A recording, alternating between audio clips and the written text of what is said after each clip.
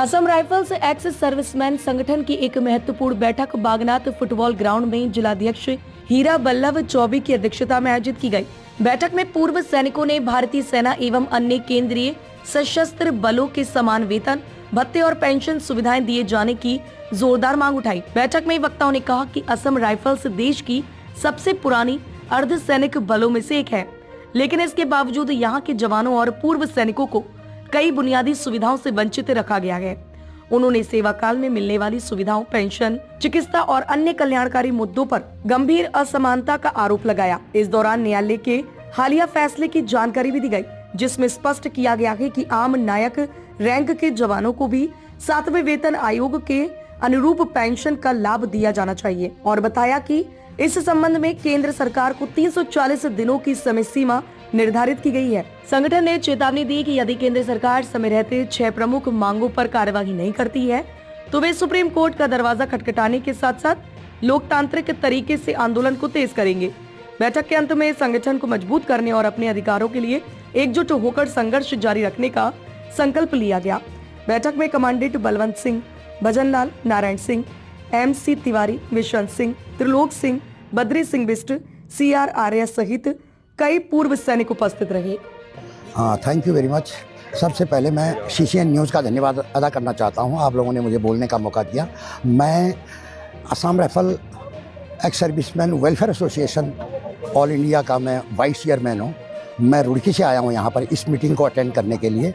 तो हमारा कहना यह है कि जो भी असम राइफल के प्रति जो पे एंड अलाउंसेज में विसंगतियाँ हो रही है उसके खिलाफ हम आवाज़ उठा रहे हैं। जो ड्यूटी इंडियन आर्मी कर रही है वही ड्यूटी हम कर रहे हैं। जो पे एंड अलाउंसेज वो ले रहे हैं मगर वो पे एंड अलाउंसेज हमें नहीं मिल पा रहे हैं। तो इसके लिए हमने कोर्ट केस भी किया हुआ है। दिल्ली हाई कोर्ट से एक जजमेंट आया है कुछ दिन पहले। उस जजमेंट में उन्होंने सेम पे और सेम ड्यूटी, तो इसके लिए जो है उन्होंने प्रायोरिटी में रखा है।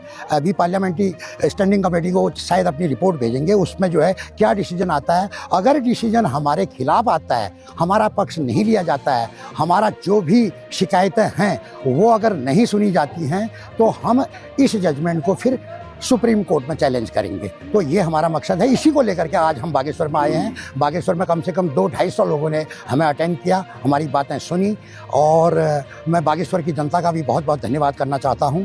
और इन लोगों ने आज आकर के हमारा हौसला अफजाई किया, यहाँ पर हमारा साथ दिया। Thank you very much. जी मैम, थैंक यू। सबसे पहले मैं आपका धन्यवाद करना चाहूँगा। आपने हमें कवर करके हमारी आवाज़ को आम जनता तक पहुँचाने की जो कोशिश की है वो बहुत सराहनीय है। मेरा नाम नारायण सिंह बिष्ट है। मैं वैसे अल्मोड़ा का रहने वाला हूँ। फिलहाल मैं रुद्रपुर रहता हूँ, वहाँ से आया हूँ। जो आज हमने जो बैठक करी थी इसमें मेन चीज़ ऐसा था कि जो हमने पिछले 8 साल से दिल्ली हाईकोर्ट में हमने एक पिटीशन डाली थी कि समान काम समान वेतन, क्योंकि समान काम समान वेतन इसलिए हम इंडियन आर्मी के अंदर काम करते हैं। असम राइफल्स जो फुली इंडियन आर्मी के अंदर काम करती है, लेकिन इससे जो वेतन भत्ता मिलता है वो गृह मंत्रालय की तरफ से पुलिस की तरह दिया जाता है, जो मतलब एक अनुचित है। हम डुअल कमांड के ऊपर काम कर रहे हैं, तो हमने गवर्नमेंट के ऊपर ये कहा था हमें सिंगल कमांड कीजिए। अगर आपको ज़रूरत है हमारी तो आप इंडियन आर्मी की फैसिलिटी दीजिए, वो तो ड्यूटी हम कर ही रहे हैं। अदरवाइज हम आप छोड़ दीजिए, हम मिनिस्ट्री ऑफ होम में डाल दीजिए, हम पुलिस की वेतन मिलता है उसी हिसाब से हम काम करेंगे। तो इसका 1 दिसंबर को इसका एक ऑर्डर निकला है, जिसमें ऑर्डर में दिल्ली हाईकोर्ट ने केंद्र सरकार से कहा है कि 3 महीने के अंदर असम राइफल का जो पे और पेंशन का जो इशू है, जो थर्ड पे कमीशन तो हमारा ठीक ठाक था, थर्ड पे कमीशन के बाद जो इसमें हमारा भेदभाव हुआ है उसको ठीक करें। अभी अगर 3 महीने का इंतजार हम कर रहे हैं, अगर इसमें सरकार कोई अपने संज्ञान में नहीं लेती है तो हम नियर फ्यूचर में सुप्रीम कोर्ट का रास्ता अपनाएंगे। और उसके बाद भी जो भी हो पाएगा वो सबको करने के लिए हम लोगों ने जो आप मीटिंग का आयोजन किया था, अपने लोगों को, अपने सदस्यों को समझाया, एक्स सर्विसमैन को समझाया। नियर फ्यूचर में हमें जो भी लड़ाई लड़नी है अपने हक के लिए, अपने नाम के लिए, वो लड़ाई लड़ेंगे। इसलिए आज ये मीटिंग का आयोजन किया था। इसके लिए जो यहाँ पर 250 के करीब हमारी वीर नारियाँ और हमारे जो एक्स सर्विसमैन आए थे उन सबका बहुत बहुत धन्यवाद और आप सबका भी धन्यवाद। मैं सूबेदार MC तिवारी, जॉइंट सेक्रेटरी आरवा ऑल इंडिया। हमारे यहाँ पर मीटिंग विशेषकर ये था कि हमारी जो जनता है, जो हमारे एक्स सर्विसमैन है, कोई परेशानी में तो नहीं है, तो हमने यहाँ आके ये ढूंढा। बाकी चीज़ें तो बताई। एक ये लड़की है जिसका नाम है हिमानी, इसके माँ बाप नहीं हैं, तो हम ऐसे बच्चों को भी ढूंढ रहे हैं ताकि इनका हम क्राउड फंडिंग से इनकी मदद कर दें और इनको एजुकेशन में कुछ चीज़ ऐसी हो जो हमको देहरादून में इनको सेटअप कर सकें। इसका एक छोटा भाई है तो कि परिवार में इसके माँ बाप नहीं हैं, तो हम लोगों का मीटिंग का विशेष आयोजन ये भी है कि कोई हमारे उसमें कोई कमज़ोर है तो उसको हम क्राउड फंडिंग के द्वारा अपने आप बनाने की कोशिश करते हैं। ये हमारा मेन मुद्दा था। दूसरा मुद्दा आपको बता दिया, equal pay for equal work. ये हमारी सरकार से लड़ाई है और इसको हम जोर जोर से लड़ेंगे। Thank you very much. मैं भारतवर्ष के इस भूखंड से असम राइफल्स के बारे में संक्षिप्त रूप से आपका ध्यान आकर्षित करना चाहता हूँ। असम राइफल्स का प्रादुर्भाव होता है 1835 में। उसके बाद इस कई नामों से इसको गुजरना पड़ता है, जैसे Assam frontier police, Assam military police and finally प्रथम विश्व युद्ध के बाद में असम राइफल्स को इसके सहयोग, इसके योगदान के लिए प्रथम विश्व युद्ध में विदेशी भूमि में मेसोपोटामिया, जिसे आज हम इराक में जानते हैं, उसके रिकॉग्निशन के लिए इसको असम राइफल्स का टाइटल दिया गया था 1917 में। तो तब से लेके आज तक असम राइफल्स इसी नाम के साथ में देश की सेवा कर रही है, देश की अखंडता समृद्धता को मजबूत करने के लिए अपना सर्वोच्च निछावर कर रही है। इसी असम राइफल्स ने अपने इतिहास के अपने सफ़र के दरमियान में 104 गैलेंट्री अवार्ड जो स्वतंत्रता से पूर्व अर्जित किए हुए हैं और स्वतंत्रता के पश्चात 585 गैलेंट्री अवार्ड्स, जिसमें 4 अशोक चक्र हैं, 5 अशोक चक्र हैं, 4 वीर चक्रास, शौर्य चक्रास, कीर्ति चक्रास, सेना मेडल्स इत्यादि, ये तमाम मिलके इनकी संख्या 585 होती है। ये अर्जित किए हुए हैं।